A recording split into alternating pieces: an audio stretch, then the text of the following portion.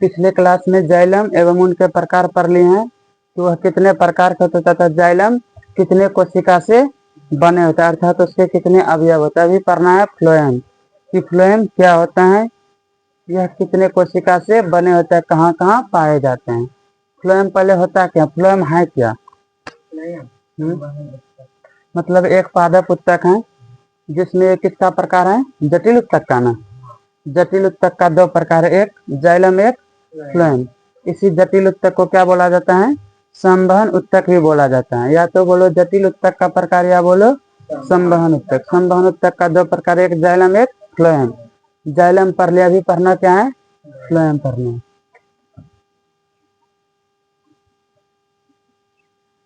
Phloem को और क्या बोला जाता है, पोषवा और वाष्प भी बोला जाता है ना। पोषवा बोला जाता है और वाष्प भी बोला जाता है। फ्लोएम जो सामान्यतः ये तुम्हारा कितने, ये मतलब ये इसके अवयव कितने हैं, तो अवयव मतलब ये फ्लोएम कितने कोशिका से मिलकर बने होते हैं। पहले तो फ्लोएम का चलो कार्य लिख लो, उसके बाद फिर इसके प्रकार पर आते हैं। लो फ्लोएम क्या है, एक पादप उत्तक। पादप उत्तक के जटिल, पादप उत्तक में जो है जटिल उत्तक के प्रकार हैं, अर्थात बोल सकते हैं क्या है, संवहन उत्तक का एक प्रकार। जटिल उत्तक या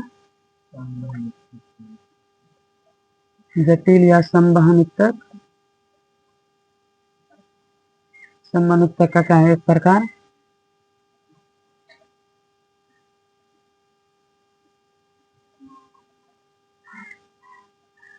एक प्रकार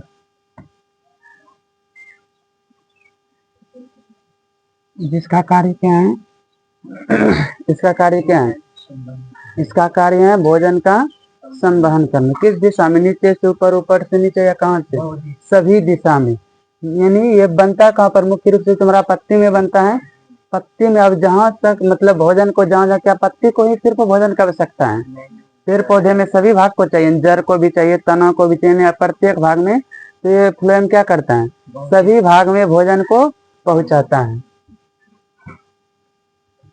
यानी बहुउद्देशीय परिवहन लिख सकते हो ना, भोजन, भोजन का संवहन या परिवहन, भोजन का बहुउद्देशीय परिवहन। बहुउद्देशीय परिवहन मतलब जहां पर आवश्यक हो वहां पर भोजन को क्या करता है, ये पहुंचाता है। बहुउद्देशीय संवहन परिवहन, जो लिखो संवहन। अब ये फ्लोएम जो होते हैं, फ्लोएम कितने कोशिका से मिलकर बने होते हैं, फ्लोएम के फ्लोएम बोलो कितने कोशिका से मिलकर बने थे, या बोलो फ्लोएम के कितने अवयव होते हैं। तो कितने अवयव होते हैं फ्लोएम के, 4 अवयव।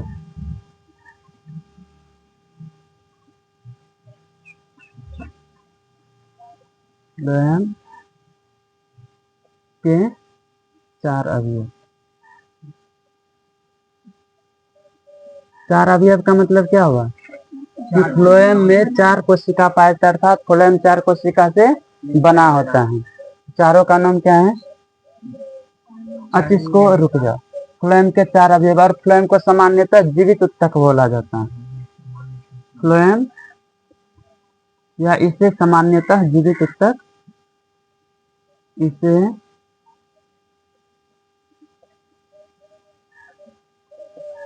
सामान्यतः जीवित उत्तक बोला जाता है।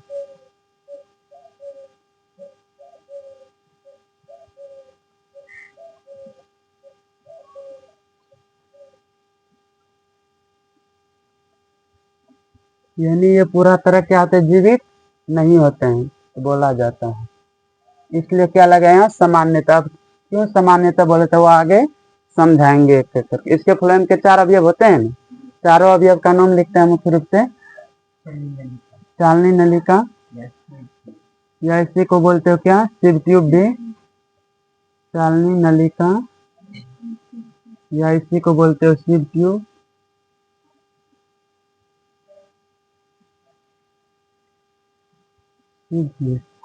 अच्छी, इससे लिखें कि कला से ठीक से दिखेगा ना, सिव ट्यूब। और दूसरा क्या है, सहकोशिका। इसका कितना नाम है, बहुत नाम है, सब नाम लिख देते हैं। सहकोशिका हो गया। इसी का दूसरा नाम सहायक देखो इसमें इसलिए सब नाम लिखा था कि एग्जाम में कोई गारंटी नहीं क्या पूछा जाएगा। अब चारों में से तुमको हम पढ़ाए सिर्फ सह कोशिका, अगर वहाँ पूछ दे सखी कोशिका तब तुम बोलेगा हमको पढ़ाया नहीं गया। इसलिए इसका जितना एक्स्ट्रा नाम है सब नाम लिख देते। सह कोशिका, सहायक कोशिका, सहायक सहायक कोशिका, चलो बाद में कोशिका दे देंगे। सह कोशिका, सहायक, एगो सखी, सखी कोशिका एक, कॉम्पेनियन कोशिका, सहचर कोशिका भी नहीं, कॉम्पेनियन कोशिका और चलो सहचर लिख देते हैं। एक हो गया सहचर कोशिका और एक क्या है कॉम्पेनियन कोशिका।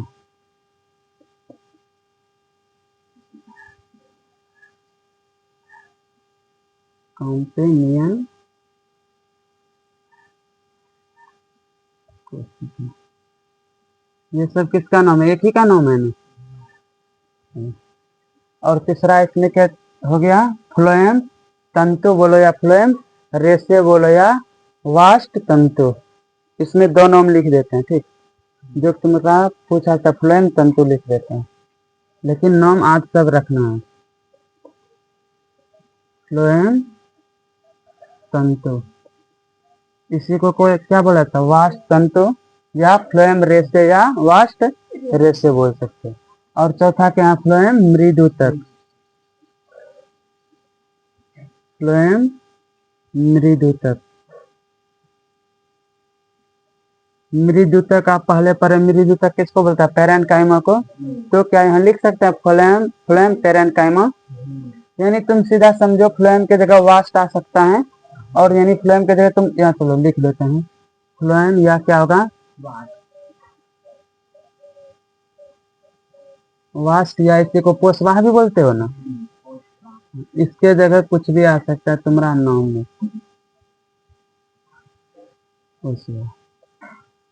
अब यहाँ चेंज भी कर सकते हैं, जैसे कि यहाँ लिख सकते हैं पोषवाह मृदुतक, पोषवाह पैरेन्काइमा, वास्ट मृदुतक, ये सब लिख सकते हैं, कोई दिक्कत नहीं होना चाहिए।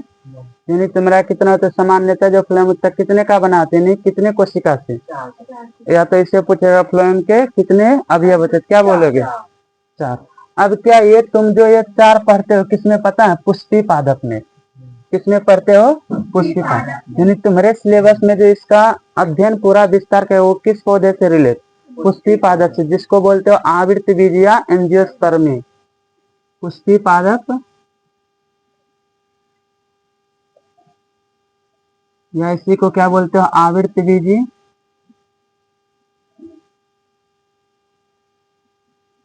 इसी को क्या बोलते हो? Angiospermae, angiospermae. समझ में आ गया ना? और तुम्हारा एक यानी ये तुम्हारा एक किसका यानी पेड़ पौधे का मतलब ग्रुप है कि ये ग्रुप, इस ग्रुप में जैसे तुम्हारा एंजियोस्पर्म में, एंजियोस्पर्म में कौन आते हैं? सामान्यतः सभी कौन आता है? जिसमें पुष्टि पादप हो। एक होता है अनावृत बीजी, जिसको क्या बोलते हो? जिम्नोस्पर्म।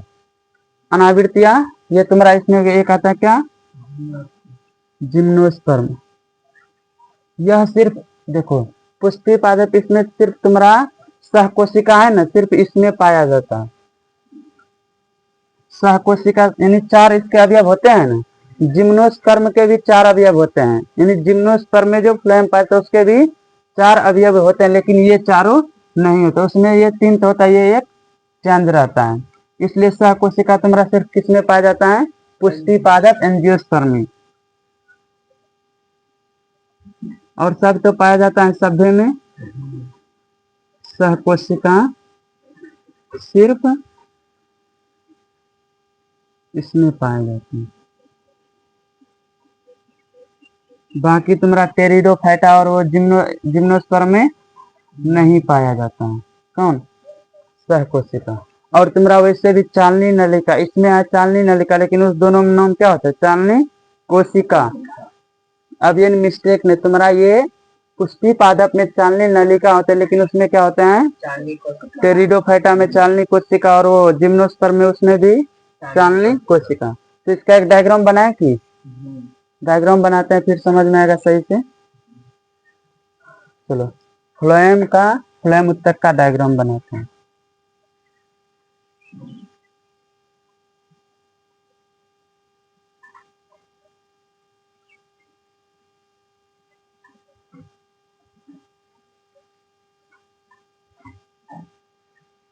अच्छा, इतना लंबा जरूरी है क्या?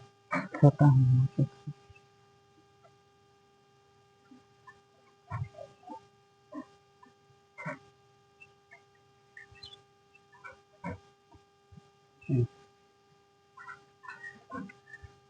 ये दोनों भाग है, ये दोनों भाग क्या है? हाँ, ये बीच वाला भाग चालनी नली का हिंद। चालनी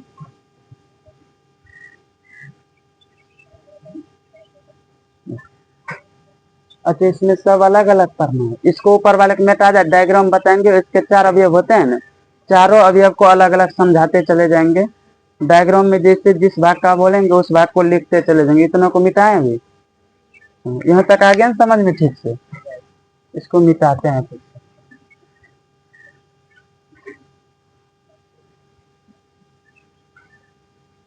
और ये भी देखो, ये तो चालनी नलिका है, लेकिन ये भी किसका भाग है?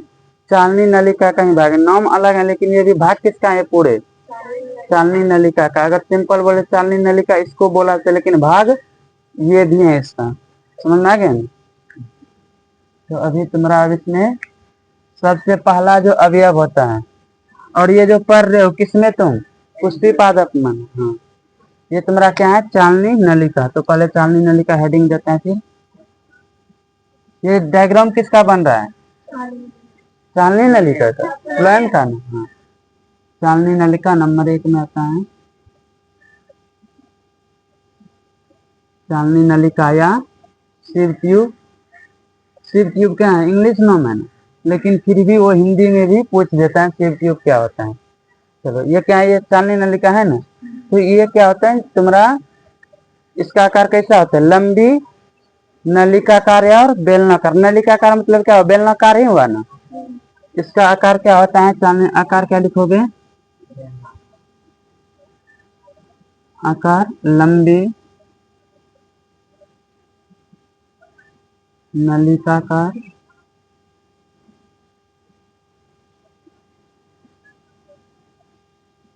लंबी नलिकाकार या बेलनाकार।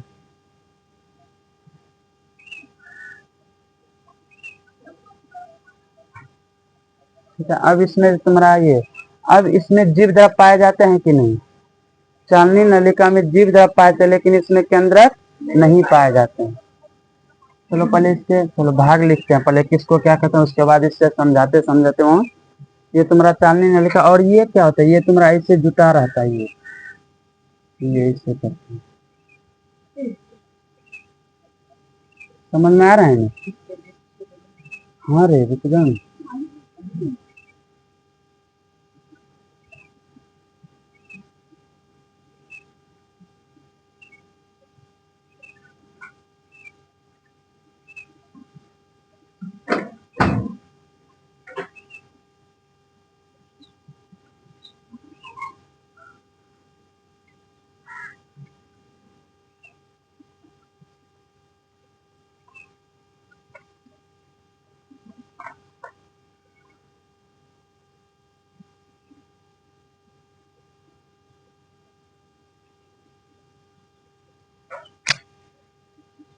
ये क्या है पता है ना? क्या बोलते हैं इसको? चलो अभी रुक जाओ रुक जाओ।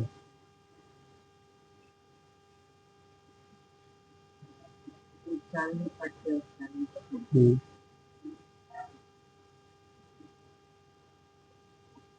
चलो ये जो एक एक भाग है ना, देखो ये अलग है ना ये भाग। इसको क्या बोलते हैं? चालनी पट्टी बोलते हैं। चालनी पट्टी। और चालनी पट्टी जिस छिद्र के माध्यम से जुड़ा हुआ है एक दूसरे से, उसको क्या बोलते हैं? चालनी छिद्र बोलते हैं। ये यानी ये इसके बीच के क्या है? छिद्र हैं ये क्या है? लाल वाला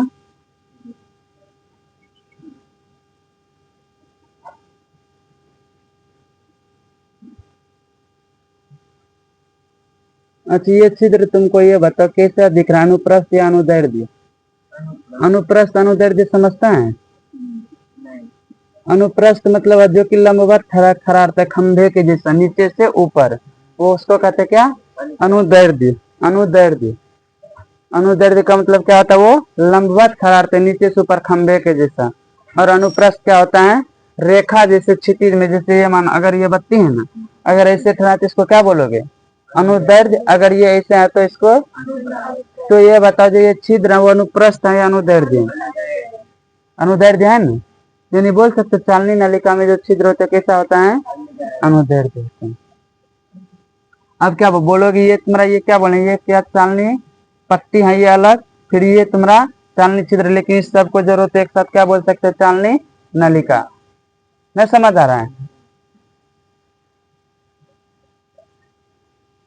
चालनी नलिका में अनुदैर्ध्य छिद्र होता है जिसमें केंद्रक नहीं पाया जाता है। तो पहले चलो चालनी नलिका में केंद्रक नहीं पाया जाता, ये लिख देते हैं।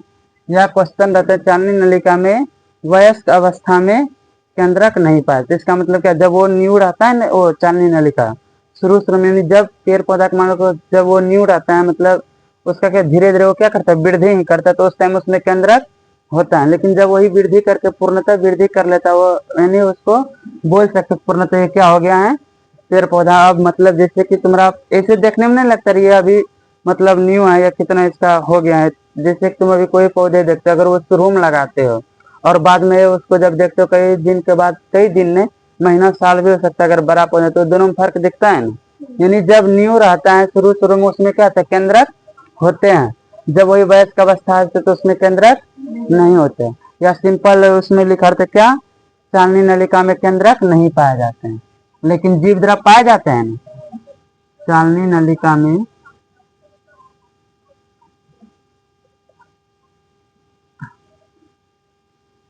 चालनी नलिका में चलो अगर ऐसे समझने ये सीधा समझो, ये भाग और ये तीनों, इस ये दोनों खाली वाला भाग और ये पूर्णतः क्या कहलाता है तुम्हारा? ये चालनी नलिका। समझ आ गया ना? चालनी नलिका में केंद्रक नहीं होते हैं ना, डायरेक्ट लिखो केंद्रक नहीं होता, या वयस्क अवस्था में केंद्रक नहीं होते। चालनी नलिका में केंद्रक नहीं होते हैं।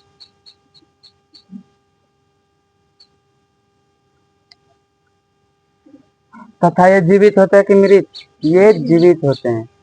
चालनी नलिका में केंद्रक नहीं होते हैं, जीव द्रव होते हैं ना, लेकिन जीव द्रव होते हैं। जिसमें जीव द्रव नहीं होगा क्या वो जीवित रह सकता है?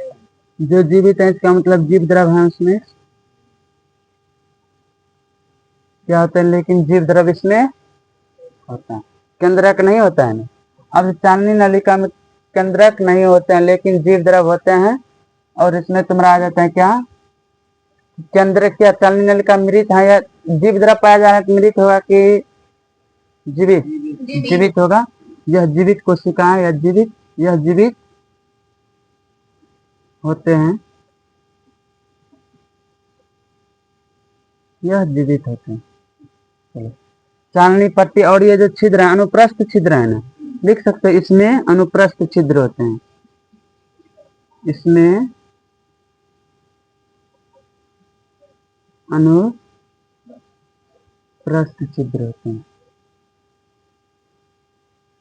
अब तुम्हारा कंफ्यूजन ये नहीं होगा कि मतलब ये तो ये सिंपल खाली इसको तो चालनी नलिका बोल नहीं रहा, छिद्र इसमें है तो फिर क्यों बोलना है चालनी नलिका में छिद्र? क्या बोले हैं? ये भाग आता है, ये भी आता है, और ये बीच वाला ये भी भाग क्या आता है इसमें? चालनी नलिका में। तो ये छिद्र तो चालनी नलिका का ही भाग है ना। ये छिद्र कैसा है? अनुप्रस्थ के अनुदैर्ध्य ऐसे हैं तो इससे अनुप्रस्थ बोलते हैं ना, इसलिए क्या बोलते हैं? इसमें अनुप्रस्थ छिद्र होते हैं। और इस छिद्र को क्या बोलते हो? चालनी छिद्र नलिका। चालनी छिद्र में बोलते हो रे, चालनी छिद्र।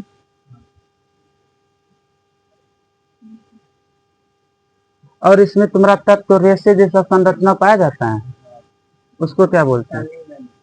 चालनी नलिका तत्व न बोलता है रे, कुछ भी बोल रहे हैं। पंची तत्व जरिए कुछ भी नहीं बोल रहे। इसका संरचना इसको क्या बोलते हैं? चालनी नलिका तत्व। अच्छा से इसे बनाना कि रेशा जैसे दिखे, ठीक। अच्छा कोई दिक्कत नहीं बनना। इसको क्या बोलते हो, ये दोनों एक ही है ना, चालनी नलिका तत्व। चालनी नलिका तत्व, हाँ दोनों में बना दो, नहीं बनाया कोई बात नहीं। चालनी नलिका तत्व है और ये कार्य क्या करते हैं, भोजन का संवहन करता है। लेकिन भोजन का संवहन कैसे करेगा, इसमें तो केंद्रक होते नहीं। और तुम जानते हो कोशिका यानी किसी भी जो होता है तुम्हारा जीव में, उसके कोशिका को जो नियंत्रण करता है वो कौन करता है, केंद्रक करता है। बिना केंद्रक का तो इसमें हो नहीं सकता, फिर दिक्कत हो जाएगा। अब बोलोगे वो भोजन संबंध करने, अच्छा भोजन संबंध की कोशिका के माध्यम से ही होगा ना, जब उसको कोई निर्देश देने वाला नहीं रहेगा तो भोजन का संबंध होगा क्या। इसलिए तुम्हारा इसमें एक और पढ़े, ये पहला क्या चालनी नलिका, दूसरा क्या है सहकोशिका। सहकोशिका कहाँ पाए जाते हैं, चालनी नलिका के पार्श्व भाग में। पार्श्व भाग किसको बोलते हैं, यानी ऊपर नीचे को छोड़कर जो गोलाई वाला भाग उसको पार्श्व भाग नहीं बोलते हैं।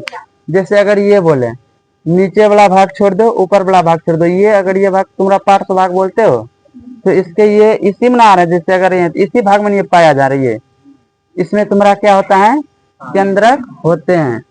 और ये पाए कहाँ पर जाते हैं, चालनी नलिका के पार्श्व भाग में, सीधा बोलना। सहकोशिका कहाँ पाए जाते हैं, अब देखो चालनी नलिका में ये सहकोशिका में केंद्रक होता है ना, और ये देखो छिद्र, इससे दोनों जुटा है, ये तुम्हारा इसमें जो होगा, इसमें क्या होगा, कोशिका द्रव सब होगा ना इसमें। और ये छिद्र है ना, इस छिद्र के माध्यम से उधर का द्रव इधर, इधर का द्रव उधर जा सकता है। अब यही छिद्र के माध्यम से जब इधर का द्रव उधर, तो यही केंद्रक क्या करता है, उसको नियंत्रित करता है। अर्थात बोला जाता है कि क्या करता है, चालनी नलिका भोजन का संवहन करता है। इसमें मदद इसका कौन करता है, सहकोशिका। यह भोजन का संवहन करता है ना, संवहन मतलब एक जगह से दूसरे जगह लेके जाता है। यह भोजन का संवहन करता है, यह भोजन का, यह भोजन का संवहन करता है, जिसमें सहायक कोशिका क्या करता है, इसका मदद। इसीलिए इसका सहायक नाम पड़ा, क्या करता है, दूसरे का मदद करता है, इसलिए इसको सहकोशिका, सखी कोशिका या सहायक कोशिका बोलते हैं। यह भोजन का संवहन करता है, जिसमें सहायक कोशिका इसका मदद करता है, या ऐसे लिख सकते हो। चलो ठीक है, यह भोजन का संवहन करता है जिसमें सहायक कोशिका, अच्छा ये नहीं भी लिख सकते हैं ना, सिर्फ लिखते हैं भोजन का संवहन करता है। फिर तुम्हारा जब वो लिखेंगे ना सहायक कोशिका, उसमें लिख देंगे भोजन का संवहन करने में सहाय चालनी नलिका का मदद करता है। सिंपल अभी इसको लिख सकते हैं, इसमें क्या, यह भोजन का संवहन करता है।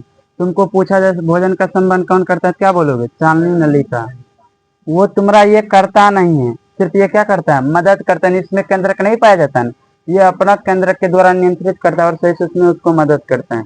इसलिए इसमें क्या लिखोगे, ये भोजन का संवहन करता है, यानी यह क्या करता है, भोजन का संवहन। यह भोजन का संवहन मतलब समझ रहे हो ना, यह भोजन का संवहन करता है।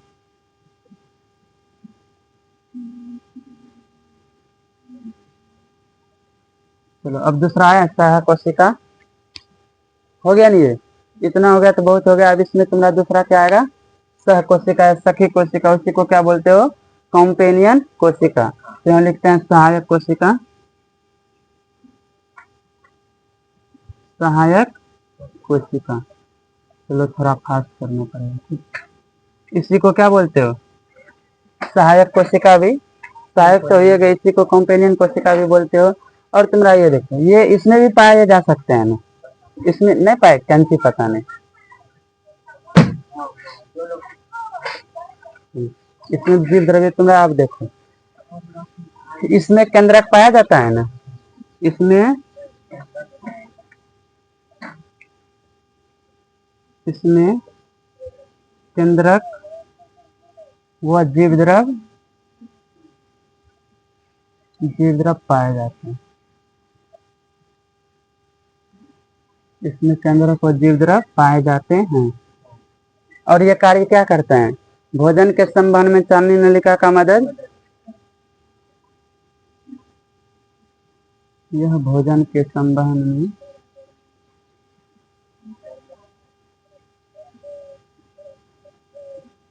यह भोजन के संवहन में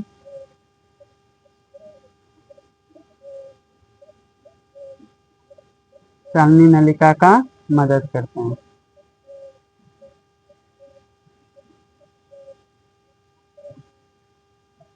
ये जीवित होता है या मृत? जब जीव द्रव पाया जाए तो जीवित नहीं होगा, यह जीवित होते हैं।